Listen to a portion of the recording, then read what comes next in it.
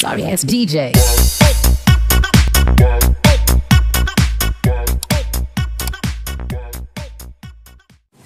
Yo mga idol, welcome back to our channel.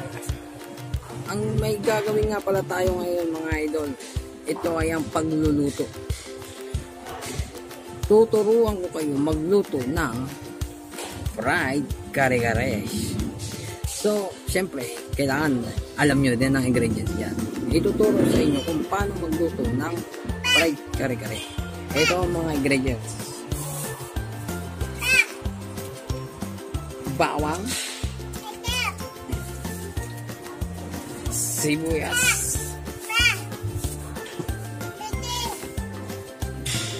pechay, sitaw, talong, at syempre ang puso ng saging. Puso lang ang may saging. Siyempre, hindi mawala ang karne ng baboy. So mga idol, bago ko sa inyo ituro ang pagluluto, syempre kailangan gagayatin muna natin ang ating mga gulay. Hindi natin pwedeng isahog to sa fried kare-kare ng ganito kalalaki ito mga idol. Wala mangyayari sa ating niluto. So ngayon mga idol, babalikan ko kayo. Gagayatin lang natin ang ating mga gulay. At pag natapos ko yun, ituturo ko na sa inyo step by step mga idol. So, kita-kits tayo mamaya mga idol. A few moments later. Yo mga idol, ngayon sisimulan na natin ang pagluluto mga idol. Ang una syempre, kailangan painitin muna natin ng mantika bago natin ilagay yung karne ng baboy. Dahil pag yan hindi mainit ang mantika, didikit sa kawali yan mga idol. Papangit ang texture ng ating karne. So, antay lang tayo ng mga para uminit mga idol.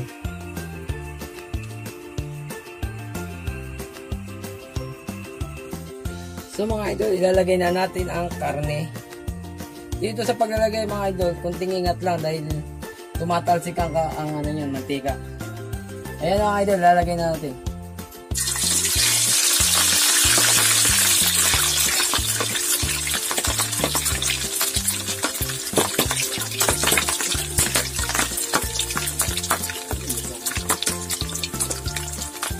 Yan mga idol, ang taas ng talsik niya. So mag-iingat tayo mga idol kapag piprito na karne.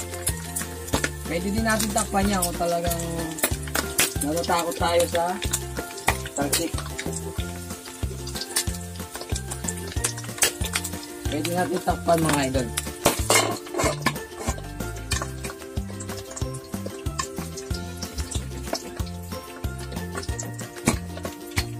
Para pinaka-safe natin mga idol, takpan natin.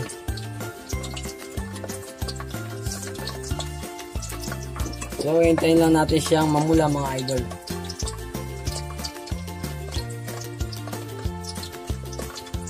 Babalagaan ko kayo mga idol pagtapos ng ating pagpa-fry.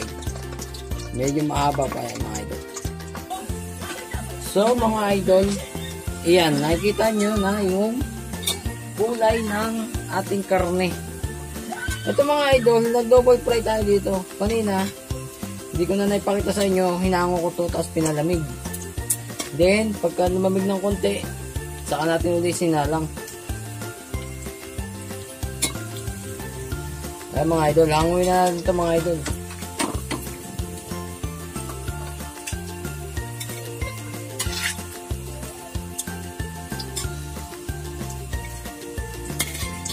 Ingat lang kayo mga idol.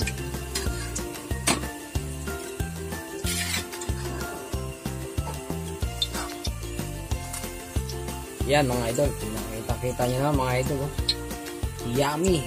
Ito mga idol, bago natin ito yan, gagayatin pa natin ito mga idol. Mamaya papakita ko sa inyo kung gaano kalaki ang gahit nito. Tingnan nyo mga idol, talagang nag-crispy siya mga idol. Babalikan ko kayo mga idol. Iwain lang natin to.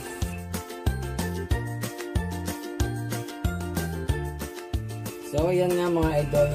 Ang ginawa ko ngayon mga idol, Yung kaninang pinagprituhan natin, hindi ko na siya pinugasan yung kawali. Ang ginawa ko na lang, binawasan ko na lang yung mantika niya. Kasi okay naman yung andun pa rin yung lasa ng baboy. So ngayon mainit na yung mantika natin mga idol. Iuna natin yung bawang.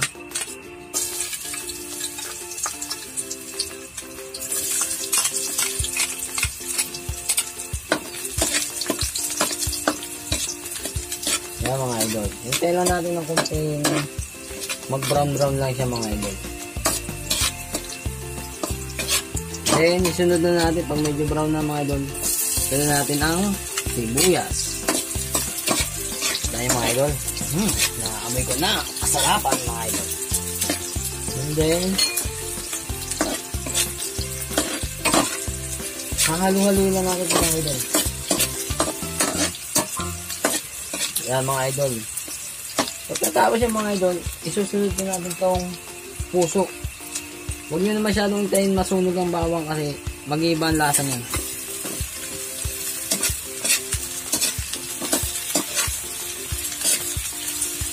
Isa. Ito mga idol, ito'y itong niluto natin. Lutong Kapampangan to mga idol. Kare-kare ng Kapampangan. May magtataka kayo bakit iba yung pagkakain. Ang sistema ng ganito mga idol, Kapampangan to mga idol.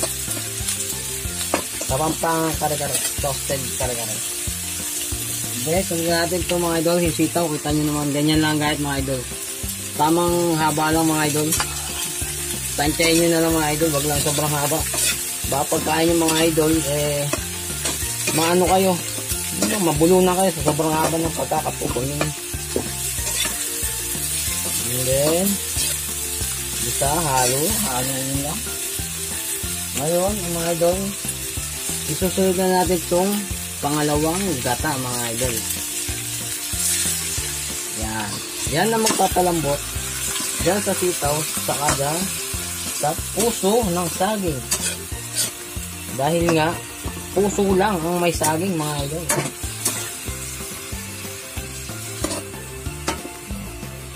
Tayin lang natin mga idol. Palambotin lang natin. Takpan muna natin mga idol para lumambot yung sitaw at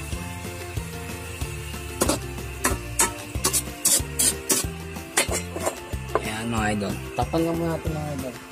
Maya maya balikan ko kayo mga idol.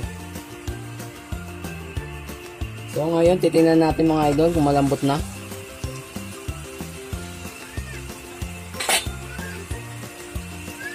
Yeah, malambot na mga idol. Ilalagay natin ang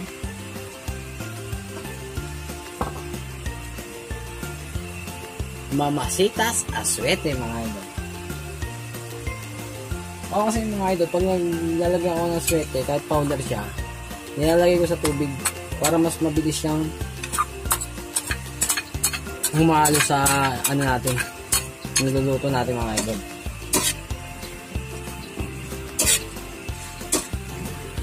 Haluin para yung texture mag-iba. And then, lagay na natin ng susunod natin mga idol ang talong.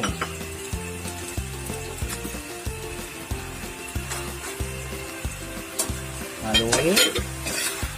Igiling. Haluin ng haluin. Igiling haluin. Tapos mga idol, maglalagay tayo ng konting pampalasa. Patis mga idol.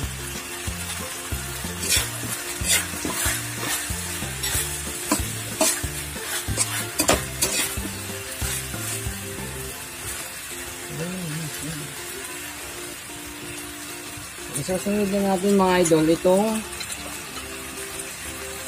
unang gata na hinaluan ko na to mga idol ng peanut butter. Pinagmix ko na siya mga idol.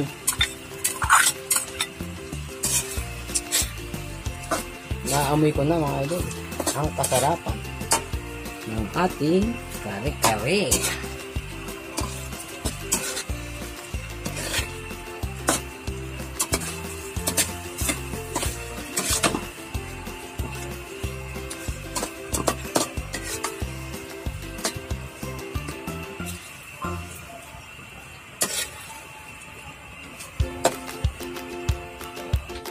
So ngayon mga idol, tatakpan natin muna siya ng mga ilang segundo mga idol. Palalambutin lang natin yung talong na nilagay natin mga idol bago natin ilalagay yung huling-huli, ang pechay.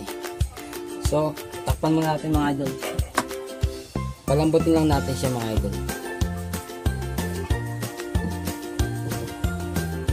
So mga idol, ayan na, malambot na ang ating talong. Ilalagay na natin pechay mga idol. Ito mga idol, pechay, kailangan to, ano lang, mild lang pagkaka lambot. Yung half cook lang siya mga idol.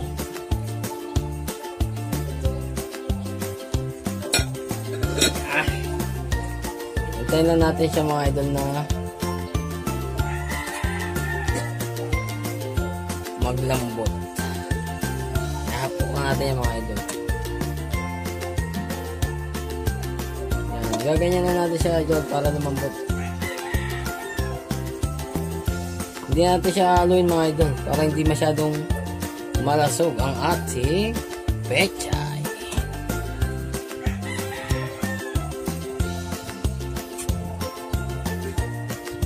Yan mga idol. May nakunti mga idol, hahanguin na natin yan. So ngayon mga idol, luto na ang ating fried kare-kare.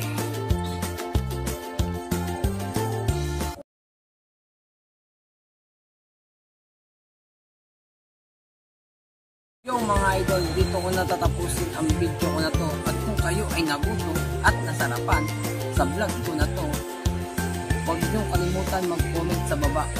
At kung kayo may mga ideas, paki-comment lang po sa baba. At huwag niyo na rin po kalimutan mag-like and share and subscribe. At pindutin na rin ang notification bell para updated kayo sa aking mga bagong videos. Thank you.